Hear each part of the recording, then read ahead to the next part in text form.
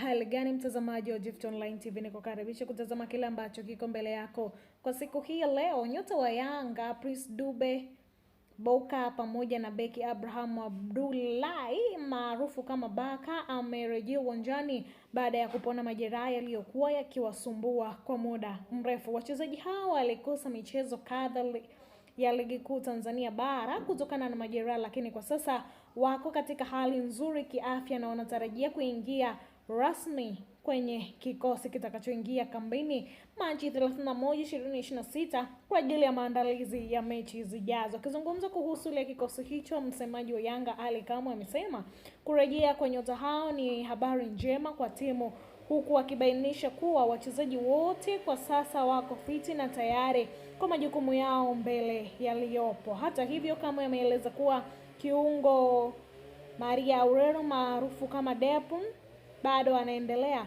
na uangalizi wa madaktari, akitarajiwa kurejea mazoezini baada ya wiki moja ijayo. Ameongeza kuwa kikosi hicho kitaingia kambini Jumanne kuendelea na maandalizi ya mechi ya ligi kuu Tanzania bara itakayochezwa dhidi ya Tanzania Prison. Katika mchezo huo, Yanga watakuwa nyumbani Aprili 4 wakiwakaribisha Tanzania Prison kwenye uwanja wa KMC Complex uliopo Mwenge jijini Dar es Salaam. Basi hii ni Gift Online TV, endelea kusubscribe, kushare, kulike pamoja na kucomment ili uweze kupata taarifa kamili, lakini pia kuweza kujua wachezaji ambao wameweza kurudi kwenye kikosi katika kuhakikisha wanafanyia vyema timu yao ya Young Africa. Hii ni Gift Online TV.